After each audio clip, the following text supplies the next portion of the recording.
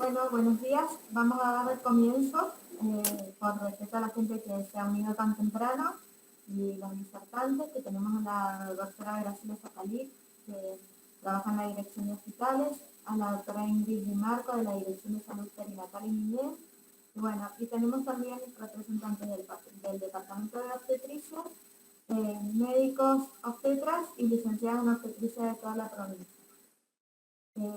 La semana pasada tuvimos un inconveniente con la conectividad y nos quedó una parte de la conferencia, que fue la parte de la doctora Graciela Zacalí, que ahora nos va a hablar. Ella es médica terapista y también especialista en obstetricia crítica.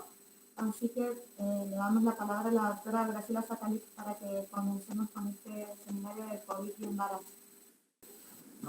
Bueno, voy a empezar a compartir la presentación. Buenos días a todos los que se han podido conectar. Vamos a...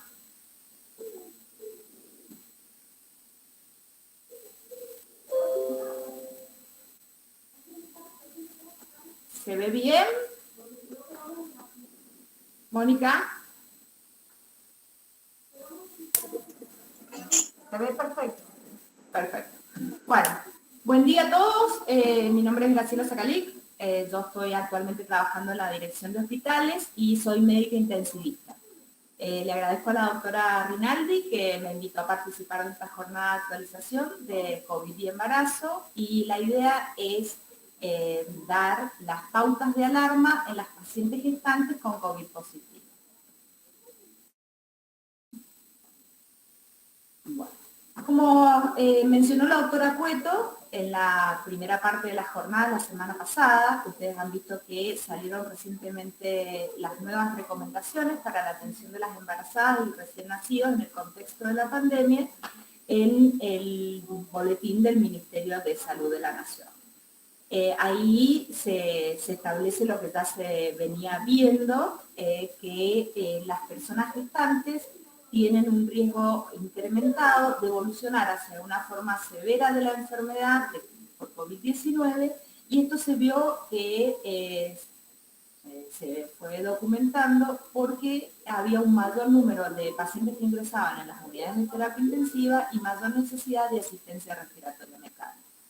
Este riesgo se ha visto incrementado principalmente en el tercer trimestre, y asociado a este aumento de la morbilidad materna severa, se han observado complicaciones neonatales cuando uno compara a la población gestante sin infección por COVID.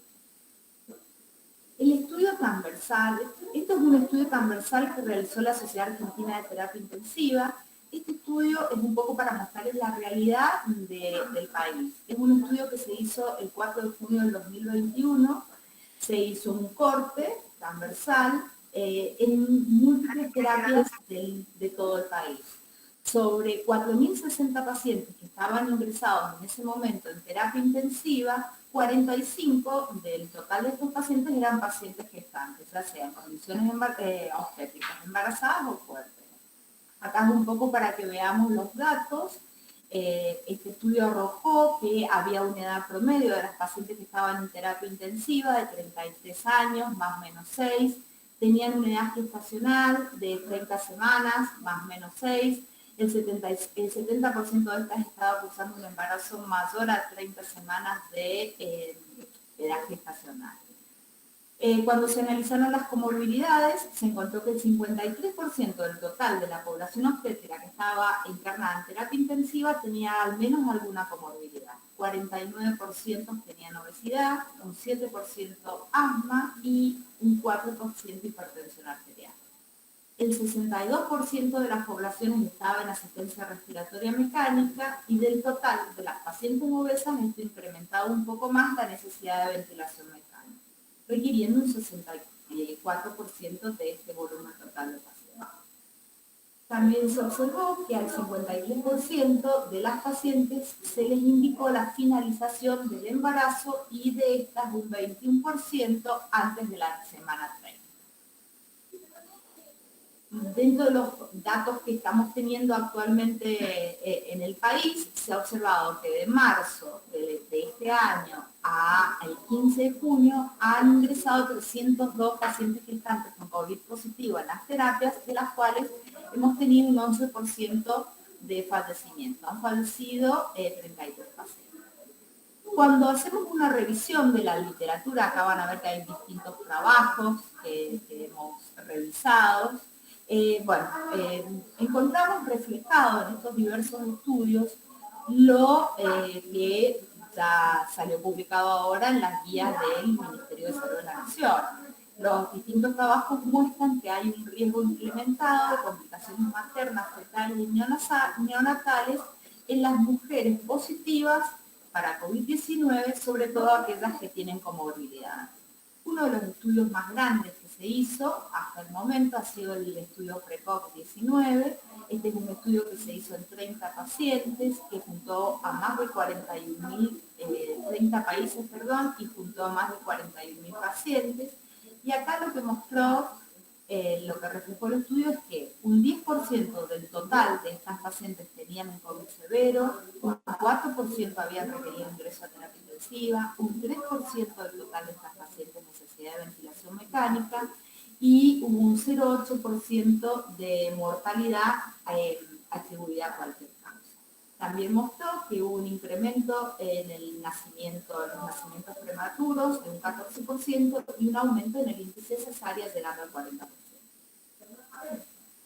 Cuando analizamos este otro estudio que salió publicado en JAMA, que analiza las características clínicas de las pacientes internadas en el momento del parto y compara las pacientes con COVID positivo con las pacientes sin COVID positivo. Fíjense el N del trabajo, es un trabajo muy importante. Y lo que mostró es que las pacientes embarazadas con COVID positivo tenían un 23.7 mayor riesgo de requerir ventilación mecánica con respecto a las pacientes embarazadas sin COVID. Esto también se vio que se mostraba que tenían 6,47% más posibilidades de ingresar a una terapia intensiva, las embarazadas con COVID, de las embarazadas sin COVID, como así también de un nacimiento pretérmino, 1.17, de tener preeclampsia, eclampsia, acá ven que tienen mayor riesgo, al igual que los eventos trombóticos, que esto está dado en un 4.47% mayor. Bueno, ¿qué vemos de la revisión de la bibliografía? Que la paciente embarazada con COVID positivo tiene un mayor riesgo de enfermedad severa cuando esto está asociado a una edad materna avanzada, a un índice de masa corporal elevado, a hipertensión, a diabetes, a la presencia de otras comorbilidades como son las enfermedades cardiopulmonares, la inmunosupresión, enfermedad renal crónica y más aún en el tercer trimestre del embarazo. Es muy importante que nosotros no olvidemos los cambios fisiológicos del embarazo. Sabemos que vamos a tener cambios a nivel de múltiples órganos del sistema, hay cambios a nivel del sistema inmunológico, tenemos una afectación de las respuestas a las infecciones, específicamente a los virus, a nivel respiratorio, hay una disminución de la capacidad funcional residual, una disminución del volumen residual, hay cambios a nivel cardiovascular, cambios a nivel de la coagulación con el incremento de los factores protrombóticos, cambios hormonales, pero sí es algo que sí deben tener bien en cuenta, es que las pacientes embarazadas tienen una susceptibilidad mayor y padecen una desaturación precoz. Y esto está dado por el incremento de la demanda metabólica, el aumento del consumo de oxígeno, lo cual, asociado a esta disminución de la capacidad funcional residual y a disminución del volumen de reserva funcional, también dado por la elevación del diafragma por el contenido abdominal. Entonces son pacientes que ustedes pueden ver inicialmente en su aspecto, en su frecuencia respiratoria, en su saturación, que se encuentran dentro de parámetros normales, pero tienen mayor riesgo de tener una hipoxemia más severa. Bueno, ahora vamos a ver un poco el escenario de la paciente embarazada que se presenta ante nosotros con epidemiología positiva para COVID. Cuando hablamos de epidemiología positiva, puede ser que la paciente sea contacto estrecho de un caso positivo para COVID. Entonces vamos a tener inicialmente dos escenarios. La paciente que es contacto estrecho, que tiene epidemiología positiva y está asintomática, o la paciente que está asintomática.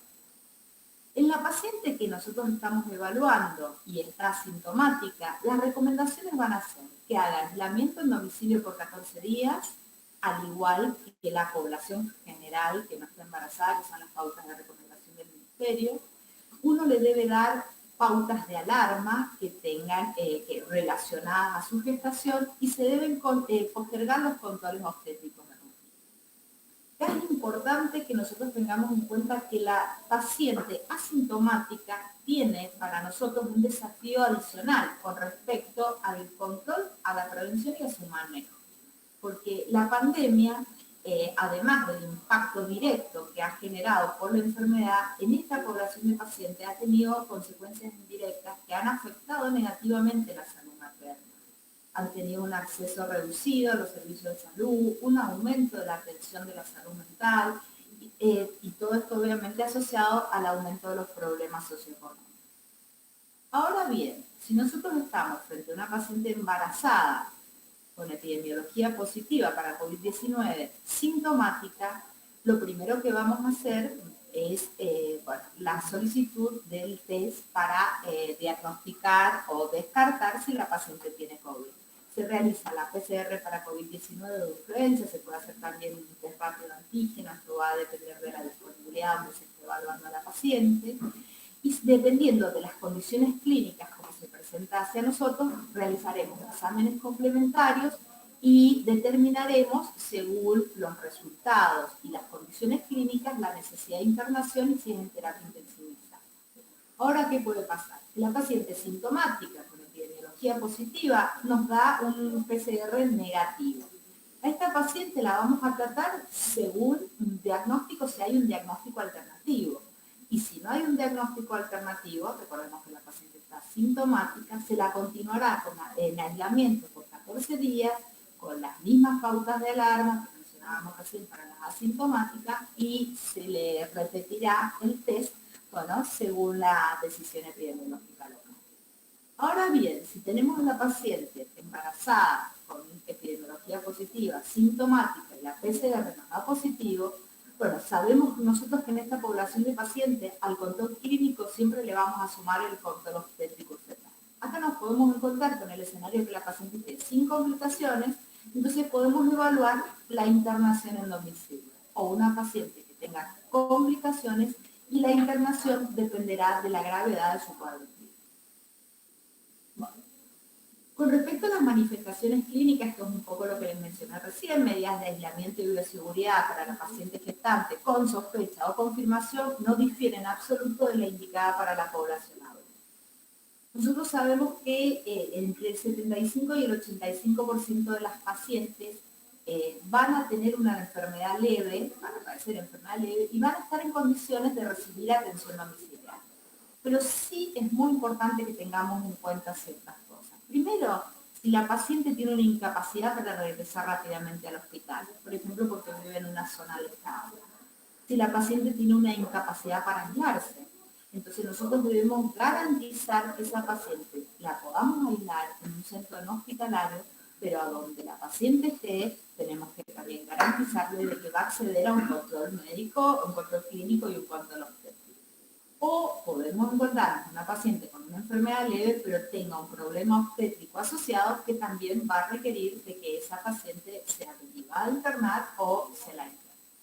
Con respecto a las manifestaciones clínicas, se ha visto que no hay gran variación entre los porcentajes entre embarazadas y no embarazadas, al mismo grupo etario, COVID positivo.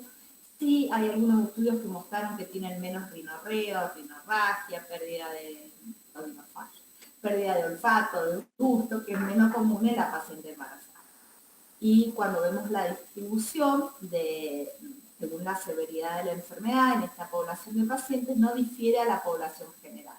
Tenemos un 75-85%, como les decía recién, de pacientes que van a cursar con enfermedad leve, casi un 10% de enfermedad moderada a severa y entre 4,7 a 5% pacientes con enfermedad crítica.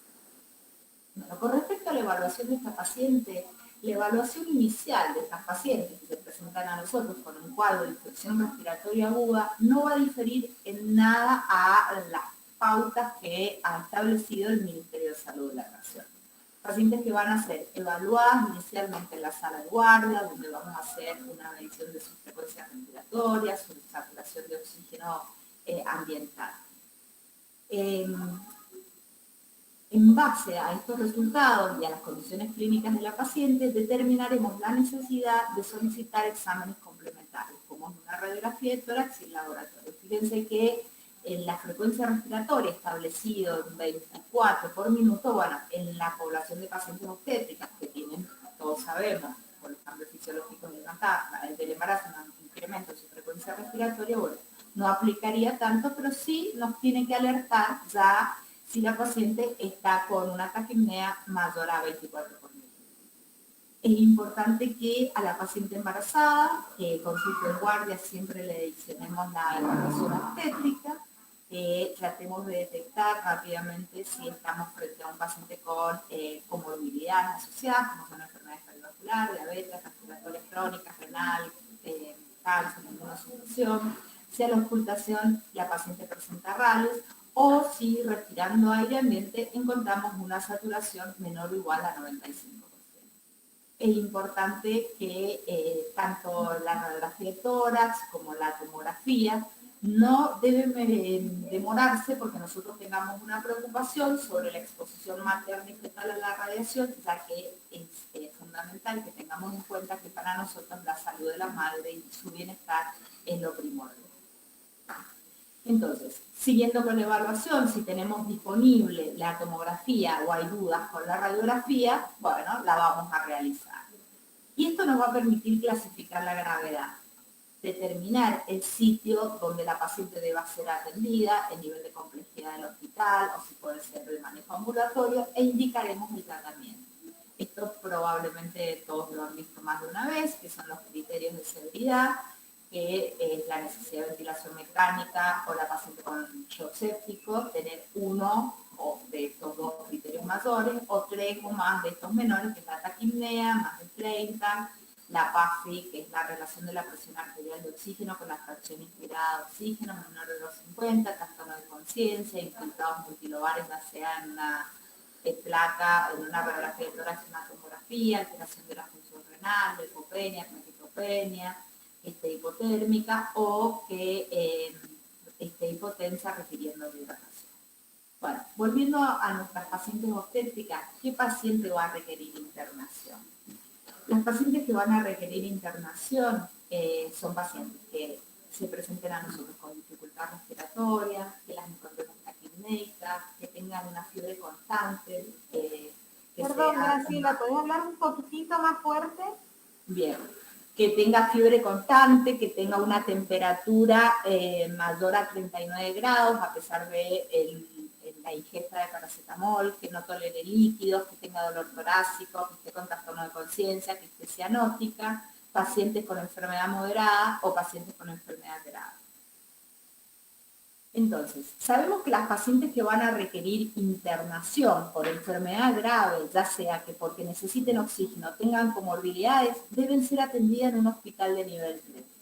¿Qué quiere decir? Un hospital que tenga obstetricia, neonatología, terapia intensiva, anestesiología, infectología, ya que siempre el seguimiento de estas pacientes es interdisciplinario en todos los escenarios, ya sea que esté en una sala de internación común, una sala de obstetricia o clínica o en una terapia intensiva. Desde el inicio debe hacerse un seguimiento interdisciplinario.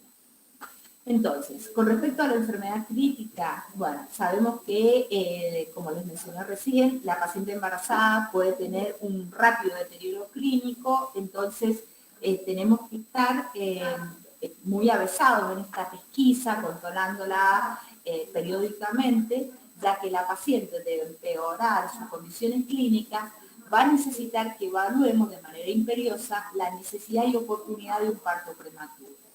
Es importante que se tenga en cuenta que la paciente que requiera un parto prematuro va a requerir de maduración pulmonar fetal y la neuroprotección con el sulfato de magnesio en embarazadas de menos de 32 semanas. hay muy poco escrito sobre los criterios clínicos para interrumpir un embarazo. Uno simplemente puede mencionar algunos escenarios que nos hacen sí tomar la conducta de llevar a la paciente a una interrupción del embarazo. Por ejemplo, paciente con un embarazo de más de 34 semanas que necesite ventilación mecánica, bueno, es una de las indicaciones que se ha visto que requiere internación. Sería conveniente la interrupción del embarazo, pacientes con hipoxemia refractaria que tengan una saturación de oxígeno menor de 93 o una PAFI menor de 150, pacientes con inestabilidad hemodinámica, que estén en shock o disfunción de varios órganos. Bueno, en esos pacientes, independiente de la edad gestacional, sabemos que acá el bienestar de la madre es lo prioritario, entonces vamos a indicar interrumpir el embarazo. Una leve mención con respecto a algunas cosas de tratamiento, con respecto a los corticoides. Bueno, tenemos que considerar la terapia con corticoides en todas las pacientes que cursen una enfermedad moderada severa, quiere decir pacientes que requieran de oxígeno, soporte ventilatorio, se les regala 6 miligramos durante 10 días o hasta el alta, y, o sus equivalentes en betametasona y hidrocortisol. La betametasona sobre todo cuando queramos hacer la maduración pulmonar fetal. Y con respecto a la tromboprofilaxis, también tener en cuenta que toda mujer embarazada, a menos que tenga una contraindicación, debe recibir heparina de bajo peso molecular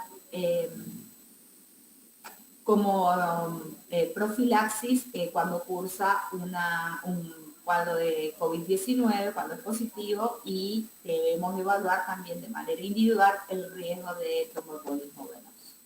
Emplearemos dosis terapéuticas si tenemos una sospecha de enfermedad tromboembólica hasta que podamos realizar las pruebas objetivas, y se interrumpe 12 horas antes de programar la cesárea, o en pacientes que no sabemos en qué momento vamos a tener que realizar una cesárea de urgencia. Uno, en vez de heparina de bajo peso molecular, puede utilizar heparina sódica, que puede revertir su efecto con el sulfato de protamina.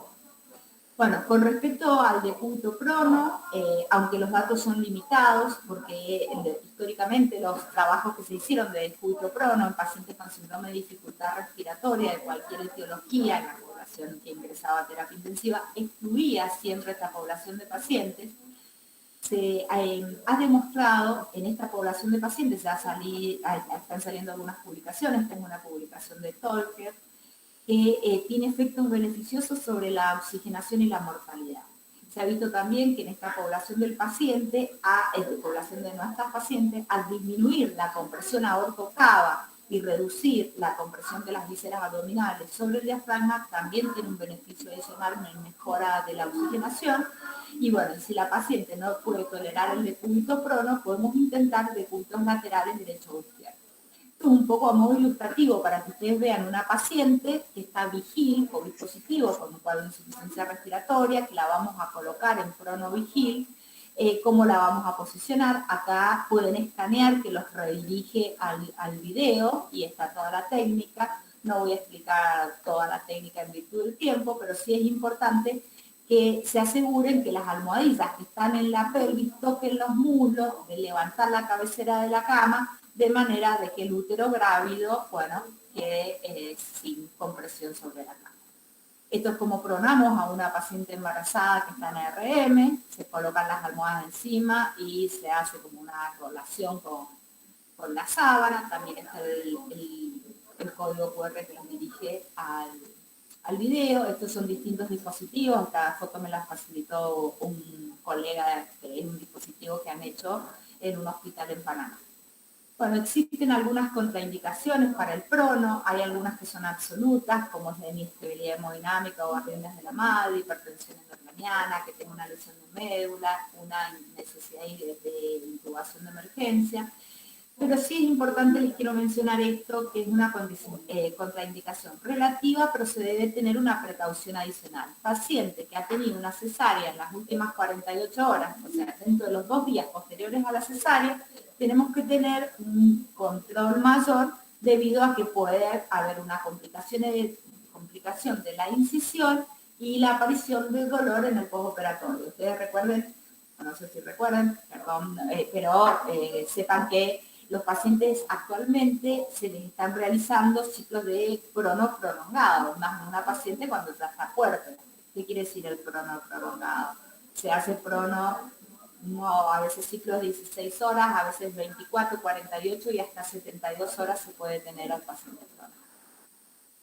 Ahora rápidamente, no sé cómo voy con el tiempo, Mónica, pero les quería mostrar un poco algunos datos de relevamiento que hemos hecho en Mendoza. Desde la Dirección General de Hospitales estamos llevando a cabo un relevamiento de todo paciente que ingresa en terapia intensiva. Este relevamiento empezó el 14 de mayo. Yo lo que hice ahora fue hacer un corte del 14 de mayo al 30 de abril y junté las pacientes obstétricas que habían ingresado tanto en el sector público como en el sector privado en Mendoza. Hemos tenido 30 pacientes obstétricas que han ingresado en este periodo de 45 días, 23 en el sector público y 7 en el sector privado. Acá está la distribución por edad. Como nosotros lo que hacemos es categorizar por rangos de edad, no podemos sacar la edad promedio, pero sí vemos en esta distribución de edad que tuvimos una paciente menor de 20 años, 4 pacientes mayores de 40 y 25 pacientes que se encontraban entre 20 y 40 años. Cuando comparamos de estas 30 pacientes, quién había requerido ventilación mecánica invasiva, ventilación mecánica no invasiva, fallecieron o habían recibido prono y comorbilidad, ¿qué encontramos?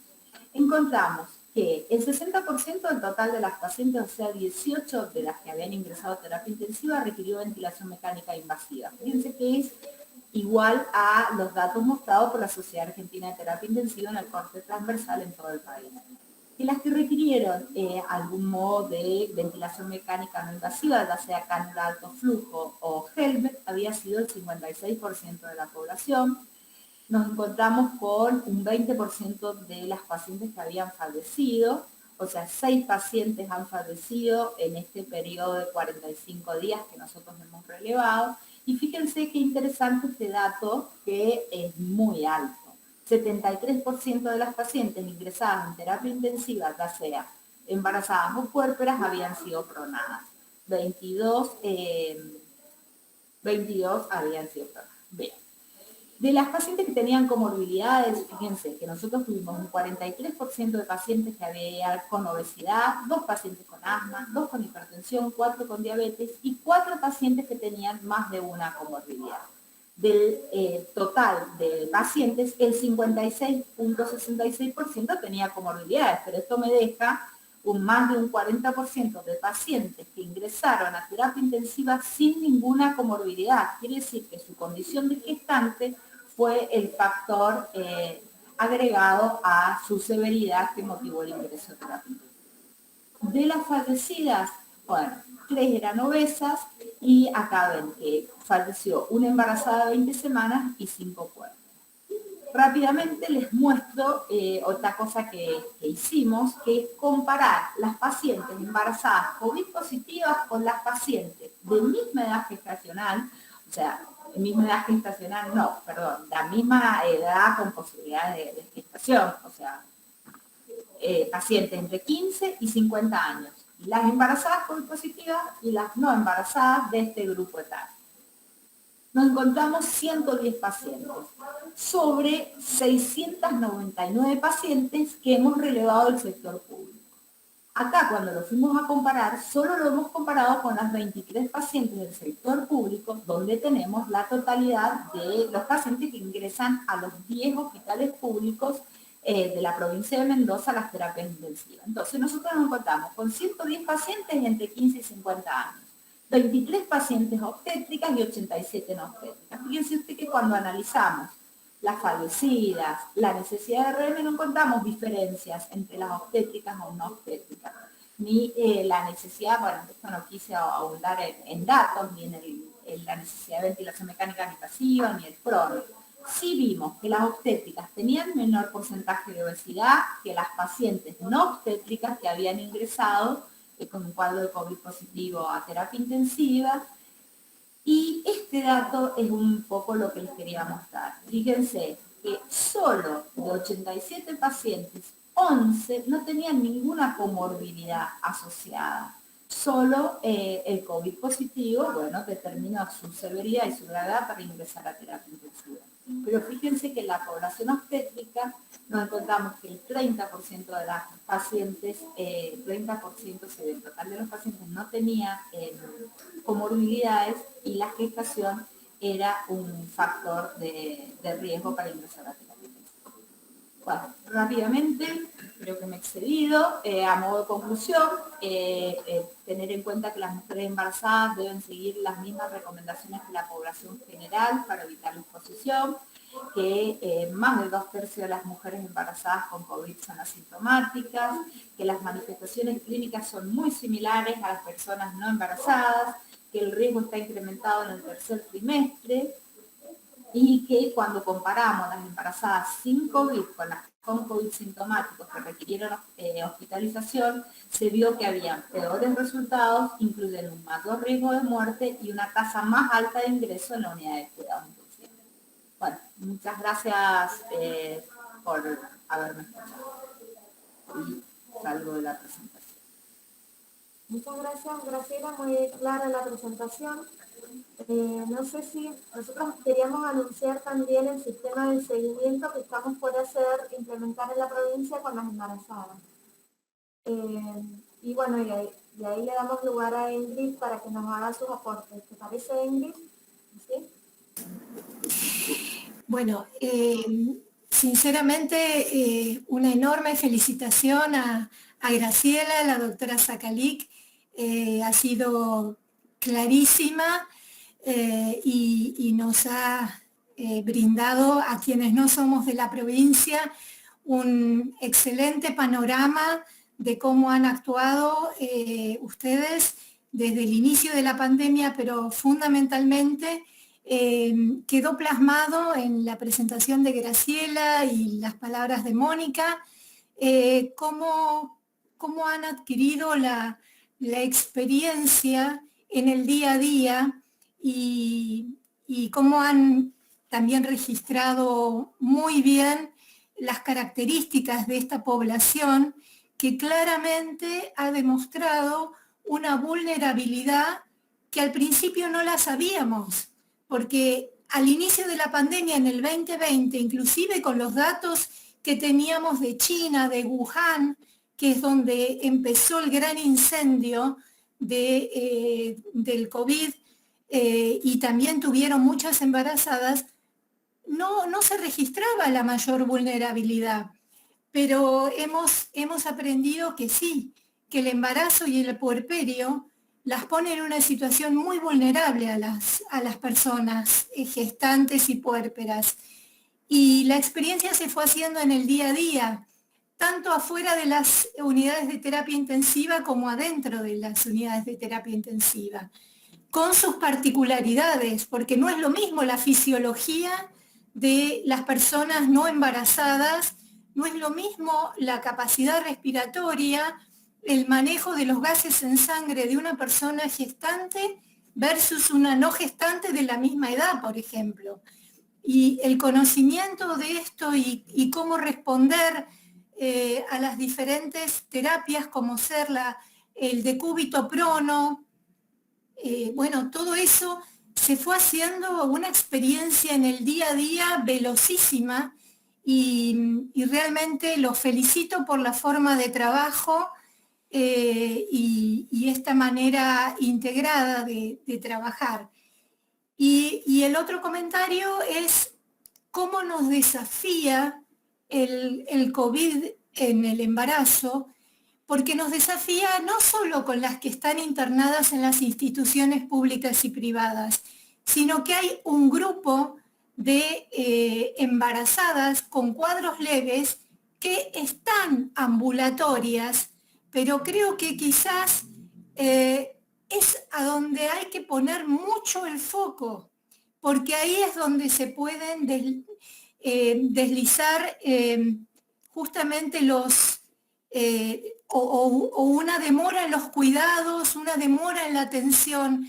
Así que tenemos que tener esta nueva forma de trabajo en obstetricia, que es poner el foco en las ambulatorias, cuando en la era pre-COVID no poníamos tanto el foco en lo que estaba fuera de los servicios hospitalarios. Y ahora tenemos que tener el foco y todas las antenas puestas en esa población que le dijimos, sos COVID positiva, pero podés estar en tu casa. Entonces, ese es el enorme desafío que tenemos por delante los servicios de salud en este momento.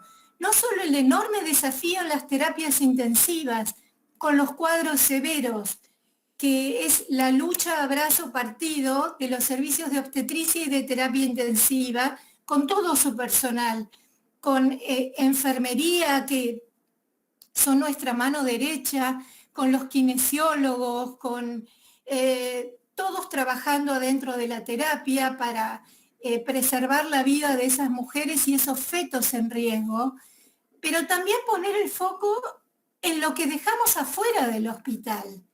Porque rápidamente, como explicó la doctora Zakalik, la embarazada tiene esta característica que son mujeres sanas, son mujeres jóvenes en su mayoría, pero tienen esta característica de esa desaturación rápida que la pueden poner en un riesgo si no se actúa rápidamente con esa población extrahospitalaria, que la tenemos ambulatoria. Ese es el gran desafío que nos ha puesto el COVID, tanto en la internación, en los cuadros moderados o severos, como en los cuadros leves asintomáticos que están en el domicilio o donde uno las pudo ubicar a estas mujeres para que estén en un aislamiento preventivo. Es un enorme desafío para los sistemas de salud por las características tan particulares de las gestantes, ¿no? Y un tercer comentario es, como bien expresó Graciela, que no tenemos mucha información acerca de claros criterios de finalización. Entonces, estamos navegando en aguas medias turbias donde es fácil caer en un exceso de finalizaciones y los resultados en cuanto a prematurez son bastante alarmantes en embarazos que quizás se podría haber desarrollado un manejo más expectante con esas mujeres, aún en las terapias intensivas.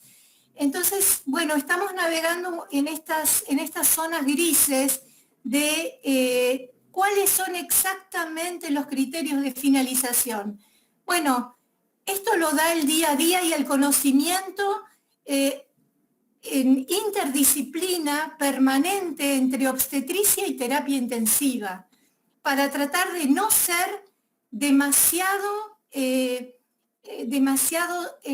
rápidos en la decisión de finalización, porque podemos ir viendo juntos en obstetricia y terapia intensiva en estas pacientes en quienes aún en situaciones severas se puede seguir teniendo un manejo expectante y no decidir inmediatamente la finalización del embarazo. Porque esto también se ha visto con la experiencia, que pacientes que han ido superando estos cuadros severos con decúbito prono, han podido proseguir su embarazo inclusive hasta el término una vez superado el cuadro. Entonces eso también es un enorme desafío que nos une a los obstetras y a los terapistas en estos criterios de finalización, ¿no? De no ser tan rápidos, sino tener un manejo más expectante, por supuesto con una enorme vigilancia de los profesionales de obstetricia experimentados adentro de las unidades de terapia intensiva, con la vigilancia fetal que corresponde en el día a día, en el hora a hora a veces hay que ir viendo las decisiones hora tras hora para ver dónde establecemos un manejo expectante o dónde se toman las decisiones de finalización del embarazo, sobre todo en embarazos prematuros, menores a 34 semanas, ¿no? Felicitaciones Graciela y Mónica.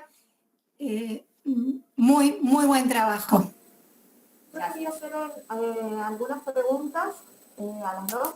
Una pregunta es, Graciela nos recomendó la internación de las pacientes obstétricas en maternidades, maternidades nivel 3, por si la paciente requiere terapia intensiva. Nosotros tenemos hospitales que son nivel 2, pero tienen una terapia intensiva, tienen infectólogo, tienen médico obstetra que puede evaluar a la paciente y muchas veces nos encontramos con esa dificultad que las unidades de terapia intensiva son pocas y bueno, quería saber la opinión respecto a que estén internadas en maternidades nivel 2 que cuentan con todos los servicios, infectólogo, unidades de terapia intensiva, médico obstetra. ¿Cuál es la opinión respecto a ese tema puntual?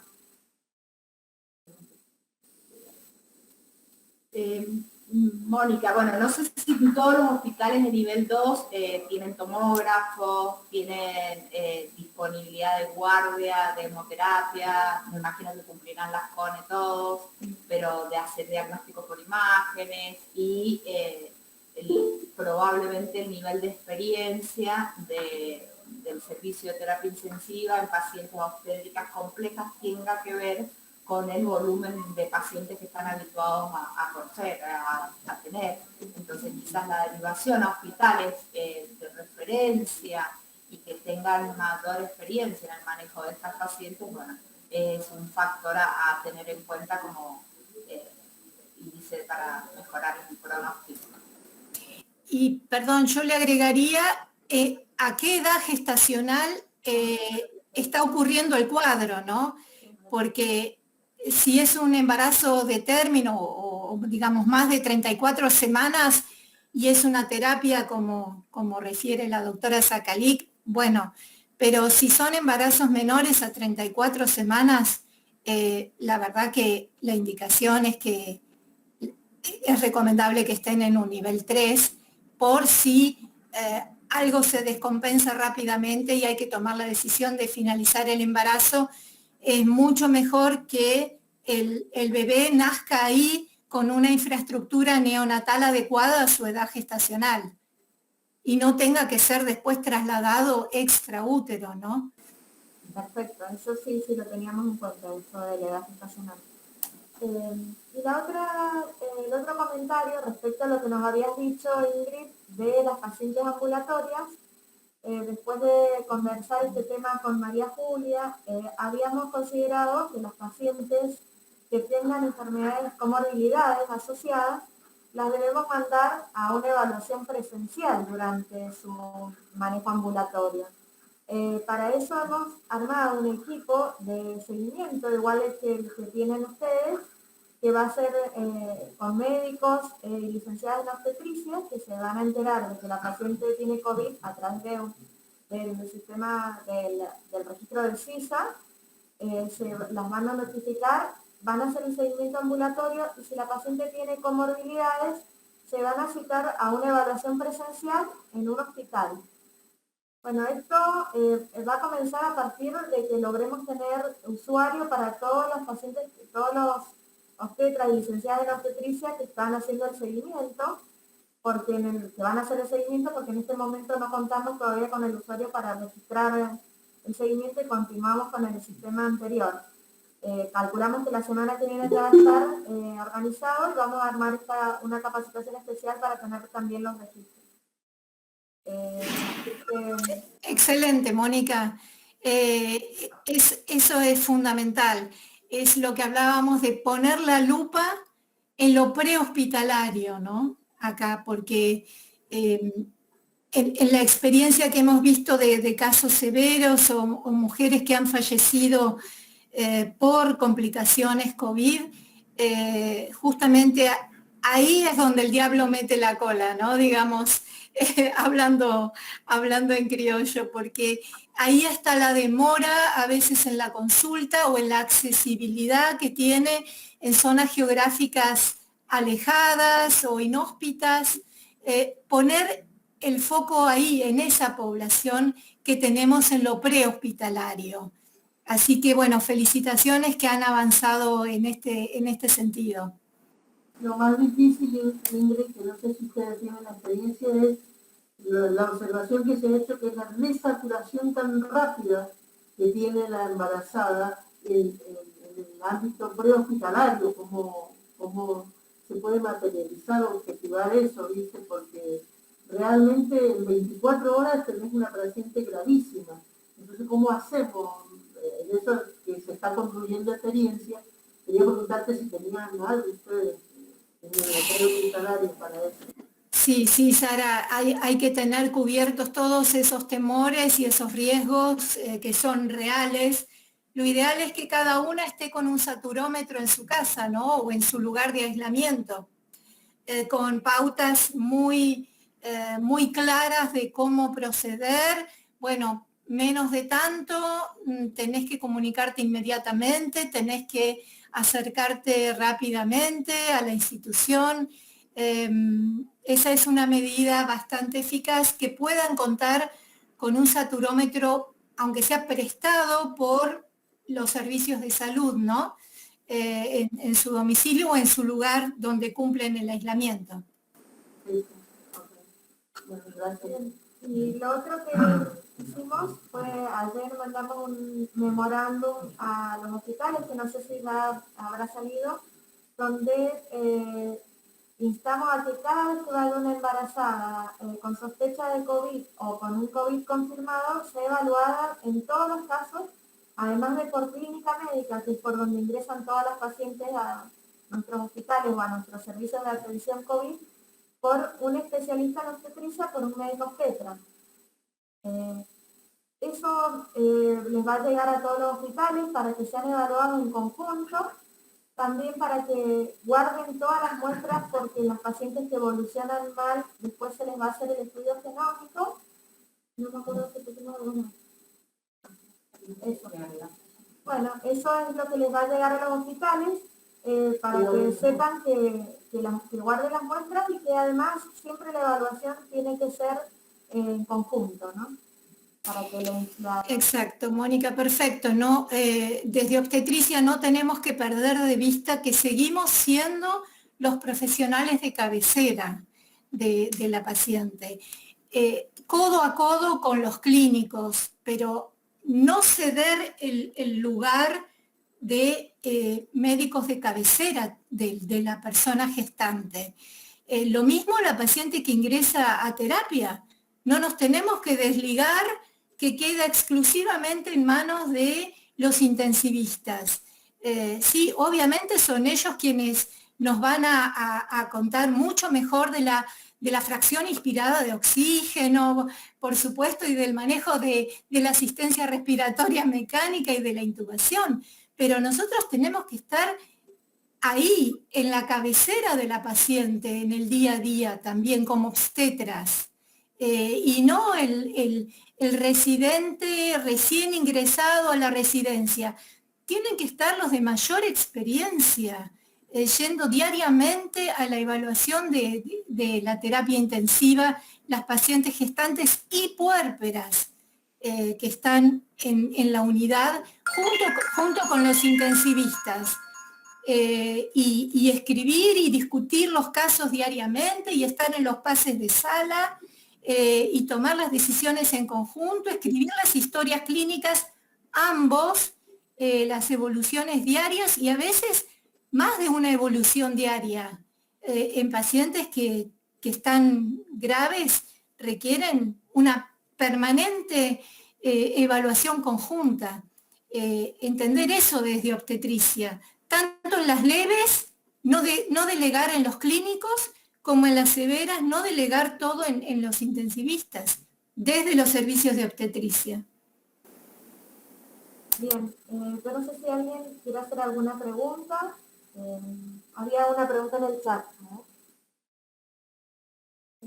¿Podrán recordar los criterios de internación en las embarazadas que tienen COVID y están en su casa? Esa es la pregunta. Graciela, vos lo dijiste. Sí, un poco Lo que yo les mencioné es que las pacientes que inicialmente, debido a la severidad de la enfermedad, se estaban cursando un cuadro leve y podían tener internación en su domicilio, se debería hacer un seguimiento con estrictas pautas de alarma. Estas pautas de alarma no difieren a las de la población general. O sea, una paciente que esté con un cuadro febril persistente a pesar de la ingesta de paracetamol, un paciente que manifieste dificultad respiratoria, que como decía Ingrid, si tenemos la posibilidad de que tengan un oxímetro en su domicilio, esté saturando a menos de 95% habilidad ambiental, que la encuentre con trastorno de conciencia.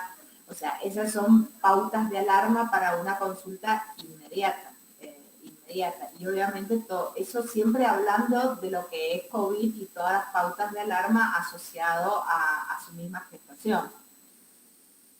No sé, Ingrid, si querés agregar algo más.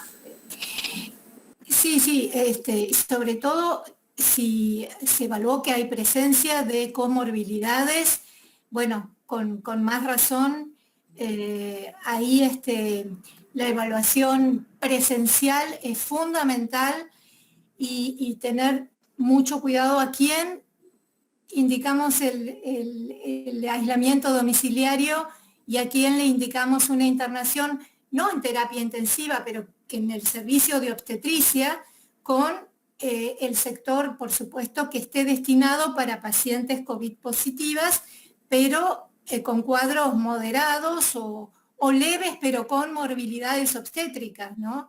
Porque no por estar con un COVID leve nos vamos a olvidar que son pacientes que quizás merezcan una atención desde una unidad de obstetricia COVID, con Doppler, con toda una serie de estudios ya de mayor complejidad para un seguimiento de embarazo, aunque no sea por su COVID. Pero bueno, obviamente que el cuadro está dominado por los síntomas COVID, en la desaturación, en la temperatura, y asegurarnos que esa mujer tenga un termómetro en su casa, porque algo que nosotros damos por sobreentendido, hay mucha gente que ni siquiera tiene un termómetro en su casa. Entonces asegurarnos que lo tenga, asegurarnos si puede ser que se le preste desde los servicios de salud, confirma un saturómetro. Bueno, son todas medidas muy útiles para poner el foco en esta población que está en lo prehospitalario. Y ante cualquier malestar respiratorio, agitación que se le puede indicar a la mujer, que concurre inmediatamente a una evaluación presencial, que no demore. Un tema que me parece que también hay que remarcar es que a veces vamos a encontrar pacientes con síntomas leves, pero que tengan comorbilidad y, como decía Graciela, no pueden acceder al hospital, no tienen medio de transporte.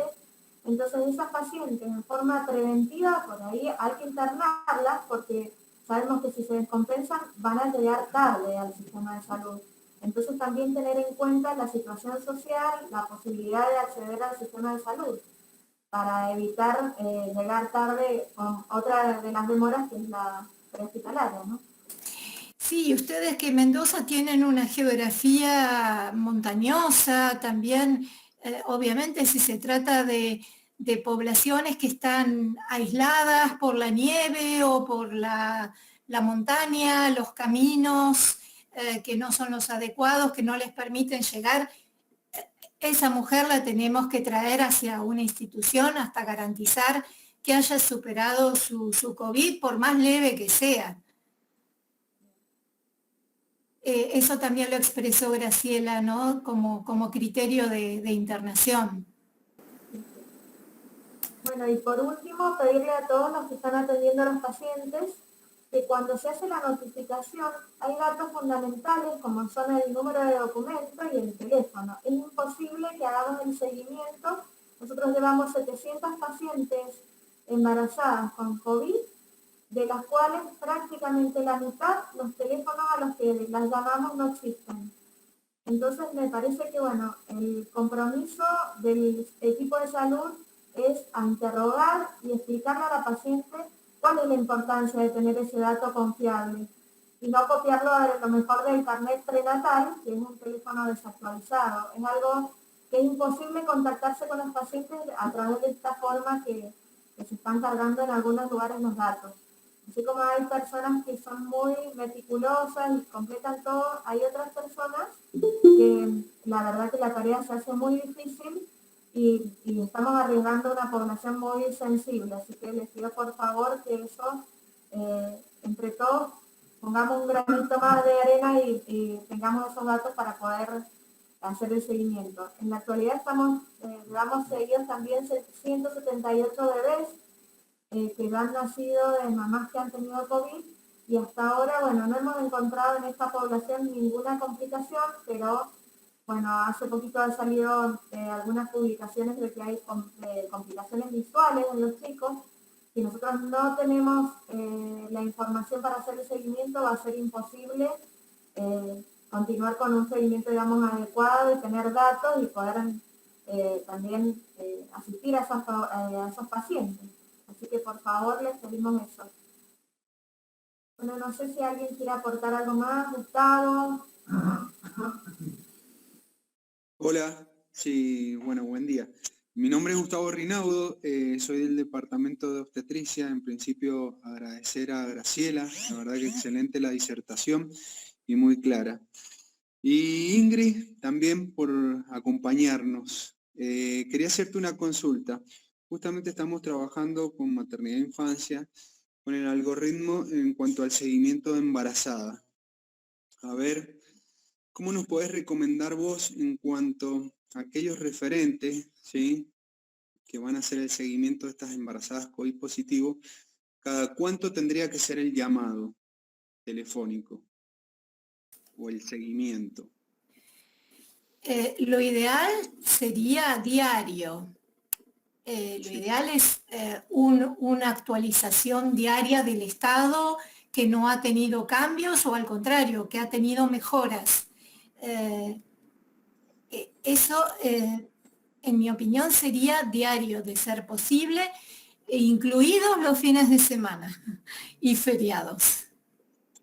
Bien, bien. Justamente estábamos hablando con Mónica que no estábamos viendo de definir el tema cada cuánto sería. Si bien sabemos que las embarazadas y con factores de riesgo, como decimos, hablando mal y pronto, son una bomba de tiempo porque de un día al otro se complican, estábamos viendo cada cuánto sería el seguimiento. Pero bueno, no, es un buen aporte, Ingrid. No sé si por parte del seguimiento de esto, alguna otra recomendación. No, realmente yo los felicito que estén avanzando en este sentido y estén tan comprometidos en poner la lupa en esa población prehospitalaria, porque es una enorme preocupación la demora con la que han llegado tantas mujeres que han llegado ya tan deterioradas al primer contacto con las instituciones. Así que me parece excelente que ustedes estén todos juntos pensando la mejor manera de poner la lupa en esta población, ¿no? Así que yo sinceramente, más que felicitarlos, veo que están muy bien encaminados en este sentido y cuenten con nosotros para lo que sea. Estamos, por supuesto, pero la verdad que es una alegría verlos trabajar juntos en este sentido con maternidad e infancia, desde la paciente más crítica en las terapias intensivas y los excelentes registros que están teniendo, como toda esta actividad prehospitalaria que es lo que nos preocupa a nivel nacional, ¿no? Así que me alegro mucho que en Mendoza lo estén tomando tan seriamente. Bueno, muchas gracias, Ingrid. Muchas gracias, Ingrid. No sé si alguien quiere aportar algo más. Bueno, yo, si puedo, una última cosita para no aburrir, digamos, es también ver en aquellas pacientes que necesitaron unidad de terapia intensiva, ver cuál ha sido el lapso entre el ingreso a UTI y finalización del embarazo. Es muy interesante ver cómo a lo largo de lo que fuimos aprendiendo de la pandemia del 2020 al 2021, cómo fuimos aprendiendo a tener un manejo más expectante, cuando al principio COVID y embarazo era sinónimo de finalización. Y hoy sabemos que no, que podemos establecer un manejo expectante. Y es muy interesante ver ese lapso entre el ingreso a UTI y la finalización del embarazo, ¿no? Ese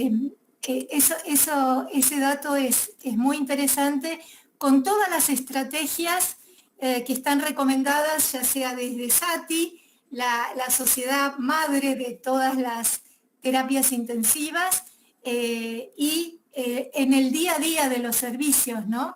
Que empezaron a perderle ese miedo a seguir luchando con esa paciente en ARM o en prono, en las terapias intensivas, y no salir corriendo a hacer una cesárea.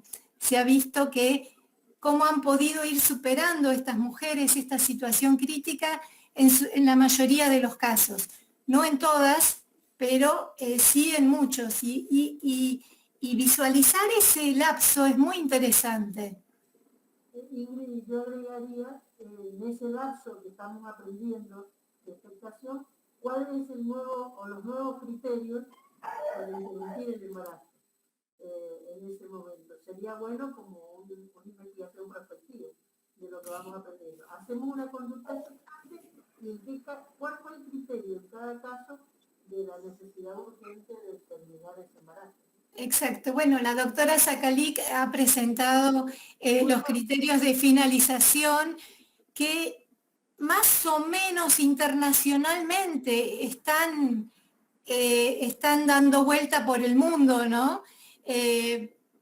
Pero bueno, un poco también es esa visión horizontal de la paciente en el día a día y esta experiencia que se va teniendo, paciente que no responde en ARM, bueno, obviamente son criterios que hay que ir incorporando en el día a día en forma dinámica, con la experiencia que ya van viendo los intensivistas y los obstetras de la mujer que necesitó ARM o que está con un cuadro muy severo en una UTI, ¿no? Sí, me refería además los nuevos criterios que podían aparecer, además de lo que claramente presentó muy bien Graciela. ¿Qué cosa vamos aprendiendo? A mí me parece que también en este momento en la provincia han habido muchas muertes maternas. Entonces, creo que por más que hay criterios escritos, nos va a ser difícil cambiar en los equipos de salud el momento de la terminación del embarazo, porque el año pasado las muertes maternas por COVID fueron pocas, pero en lo que va del año, lamentablemente, tenemos que decir que son muchas, y me parece que la conducta va a cambiar, en vez de ser más expectante, va a ser más agresiva. No sé, Graciela, si opinas lo mismo, pero me parece que con los resultados que hemos tenido hasta el momento, están muy preocupados los equipos y va a ser difícil que se pueda hacer este análisis en conjunto. No sé, la opinión de ustedes. Es verdad.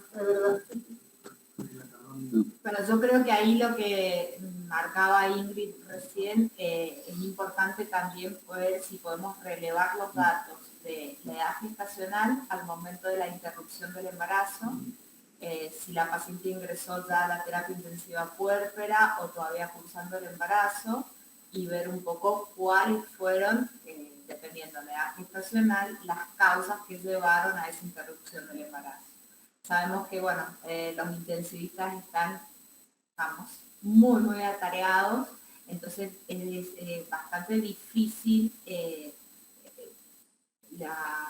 pedirles tantos datos, porque la verdad que hacen un esfuerzo muy grande para, bueno, llevarnos al día algunos de estos datos que estamos relevando, pero sí estamos pensando acá desde la Dirección de Hospital una estrategia para poder mandar a alguien a terreno en estas pacientes y bueno, y recabar todos estos datos de los que estamos charlando para poderle por lo menos mostrar a nivel local si medir lo que está pasando y bueno, y poder intervenir si llegamos a detectar de que hay un exceso en la interrupción del embarazo que no condice con los criterios de severidad, bueno, desde la Dirección Provincial de Infancia e instrumentar el mecanismo para que se haga una capacitación, se haga una revisión de estos criterios y modificar.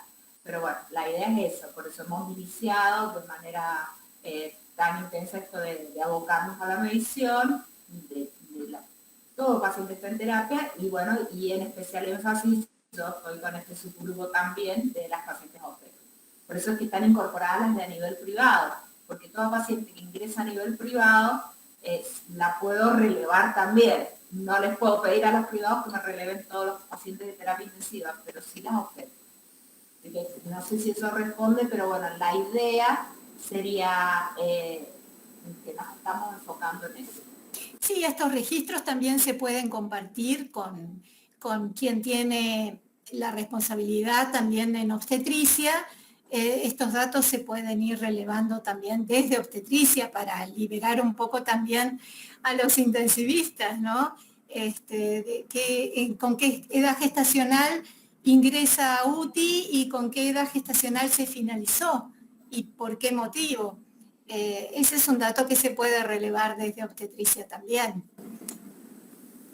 Sí, es cierto. La idea es, bueno, nosotros pensábamos con una licenciada en obstetricia, que es quien la íbamos a mandar a terreno para realizar historias clínicas y para interactuar, pero si localmente se puede hacer desde las instituciones, eso lo vamos a hablar con Mónica, mejor aún.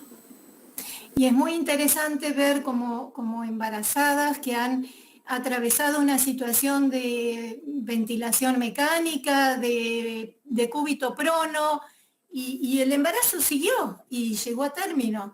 Eso bueno, yo estoy en contacto con el servicio de UTI de la maternidad Sardá y tienen embarazos que han seguido, inclusive en una paciente traqueotomizada, porque bueno, pasaba el tiempo y había que decidir la traqueostomía, ¿no? Y siguió embarazada y bueno, tuvo su bebé a término. Eso también fue ganándose en experiencia en el 2021, cosa que el año pasado las decisiones eran más apuradas hacia la finalización. Y este año, si bien se vio mucho más impacto, más gravedad en la población gestante y puérpera, pero también se pudo adquirir esta experiencia de ver quiénes podían ganar un manejo expectante, ¿no? En función del beneficio fetal.